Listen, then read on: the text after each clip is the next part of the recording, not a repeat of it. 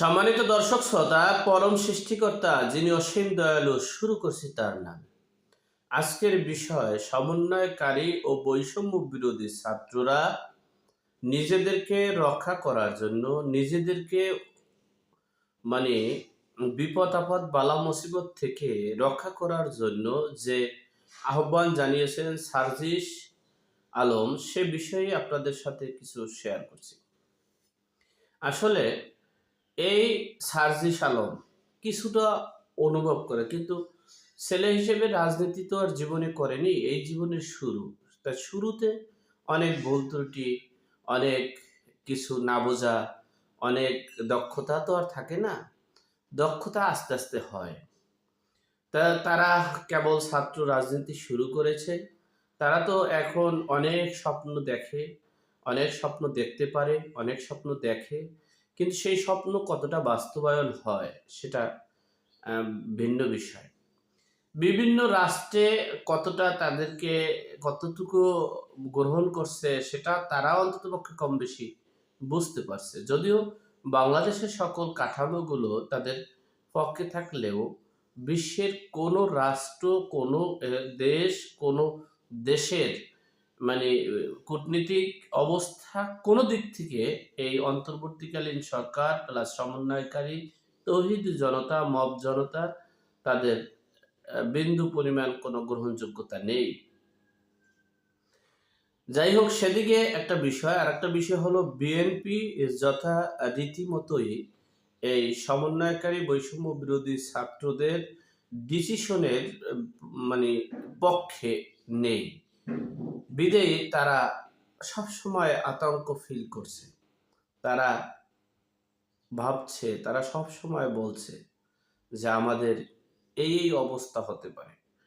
আমরা যদি এই আওয়ামী লীগের নিবন্ধন যদি বাতিল করতে না পারি, আমরা যদি আওয়ামী লীগের নাম মুছে ফেলতে না পারি, আমরা আওয়ামী লীগের রাজনীতির নিষিদ্ধ করতে না পারি, তাহলে দেখা গেছে এই আওয়ামী লীগ যদি নির্বাচন করতে পারে প্রতীক দিয়ে, তাহলে প্রার্থী জনগণের কাছে যাওয়া লাগবে না, প্রার্থীর লিফলেট দেওয়া লাগবে না, তাদের ভোট অবশ্যই তারা পাবে।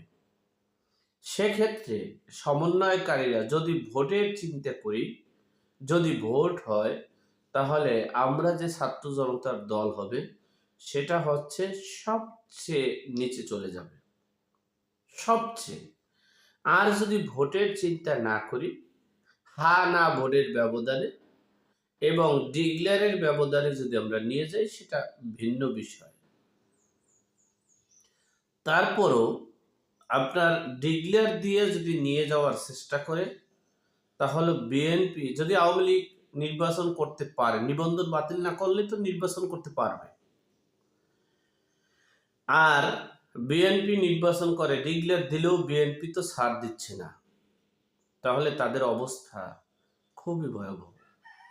বিদায়ী তিনি সকলকে আবার, সকল সমন্বয়কারী, বৈষম্য বিরোধী ছাত্র এবং রাজনৈতিক যে হেফাজত চরমোনাই জামাত, তাদেরকে আহ্বান করছে যে আমাদের ব্যর্থতা হলে আমাদের যে কি অবস্থা হবে, আপনারা সেই 1971 সালের মহান মুক্তিযোদ্ধার বিরুদ্ধে যারা আচরণ করেছিল তাদের কি অবস্থা হয়েছে, বঙ্গবন্ধুকে যারা হত্যা করেছে তাদের কি অবস্থা হয়েছে, শেখ হাসিনা পালিয়ে যেতে যে বাধ্য আমরা করেছি সেজন্য তার চেয়েও করুণ অবস্থা হবে।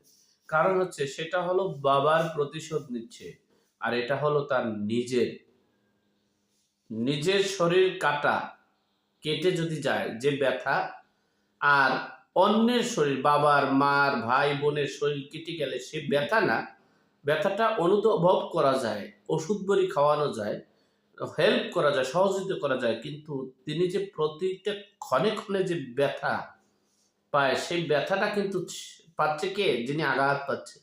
ঠিক শেখ হাসিনার যে ব্যথা, সে ব্যথার জন্য যে করুণ অবস্থা হবে সেটা তারা বুঝতে পেরেছে।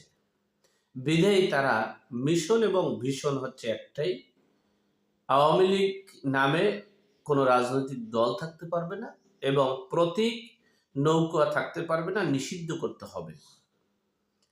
সেই প্ল্যানে হাঁটছে। সেখানে বিএনপি একমত পোষণ করতে পারেনি, কারণ বিএনপিকে খুব নিট অ্যান্ড ক্লিনভাবে মেসেজ দিয়েছে ফ্রান্স, ভারত, সুইজারল্যান্ড, লন্ডন এবং পশ্চিমা রাষ্ট্রগুলো প্লাস মার্কিন যুক্তরাষ্ট্র ডোনাল্ড ট্রাম্প। বিধেয় তারা প্রথমে বলেছিল আওয়ামী লীগের নিবন্ধন বাতিল করবে, কিন্তু আওয়ামী লীগের নিবন্ধন বাতিল করলে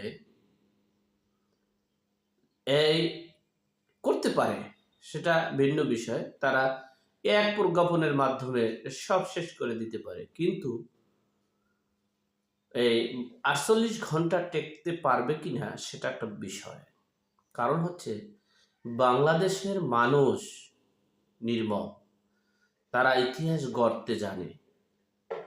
যাই হোক, তারা বাঁচার তাগিদে নিজেদেরকে রক্ষা করার জন্য, নিজেদেরকে দেশে মাটিতে বেঁচে রাখার জন্য বিভিন্ন আহ্বান জানাচ্ছে।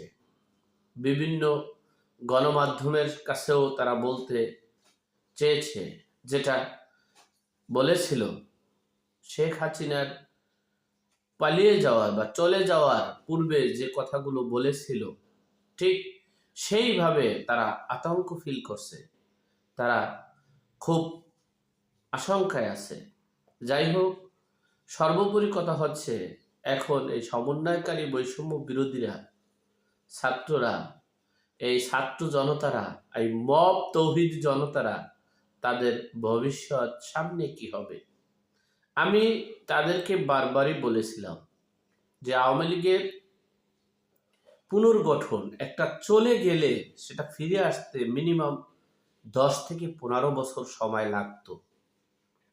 কিন্তু দুঃখের বিষয়, আমাদের যে আচরণ, আমাদের যে চালচলন, আমাদের যে ব্যবহার, আমাদের যে এই দেশটাকে পরাশক্তির হাতে তুলে দেওয়া, এই দেশের মানুষের বিরুদ্ধে আচরণ করা, এমনকি 1971 সালের 25শে মার্চ কালো রাতের যে অভিযান সার্চলাইট, সেই সার্চলাইটের পরিপ্রেক্ষিতে ডেভিডেন্ট অভিযানের যে করুণ পরিণতি, সেটার কারণেই আমাদের সেই পতনের দিকেই ধাবিত হচ্ছে আমার জানি কেমন মনে হচ্ছে। আমি বলেছিলাম আপনারা ছাত্র জনতা একটা রাজনৈতিক দল করেন এবং আওয়ামী লীগের যারা প্রত্যক্ষ অপরাধী তাদের বিচারের আওতায় আনেন, তাদেরকে প্রত্যক্ষ, যারা নিরপরাধ, যারা অপরাধ করেনি, আওয়ামী লীগের ট্যাগ দিয়া আপনি পুলিশ সহ সাধারণ জনগণকে হত্যা করতে পারেন না, গুম করতে পারেন না, অপহরণ করতে পারেন না, আমাদেরকে হুমকি দিতে পারেন না। আমরা তো কোনো না কোনো দল করেছি, আবার করব। আপনাদের কাছ থেকে যদি আমরা ভালো কিছু আশা করতে পারি, আমরা কেন অন্য দলে যাব? কেন আপনি কাদের নিয়ে দল করবেন? যদি আপনি এই দেশের জনগণের বিরুদ্ধে রুখে দাঁড়ান, এই দেশের জনগণের বিরুদ্ধে আচরণ করেন, তাহলে আপনি কাদের নিয়ে দল করবেন এবং কাদের নিয়ে আপনারা জনপ্রতিনিধিত্ব করবেন, কাদের নিয়ে আপনারা নির্বাচন করবেন? সুতরাং আপনারা তো জনগণের বিরুদ্ধে যাওয়ার কোনো প্রশ্নই আসে না। এটা আপনারা বারবার বোঝাতে চেয়েছি, কতটুকু বুঝতে পেরেছেন জানি না। আল্লাহ আমাদের সকলকে সঠিক জ্ঞান দান করার, বুঝ দান করার তৌফিক দান করুক। আমিন। আসসালামু আলাইকুম।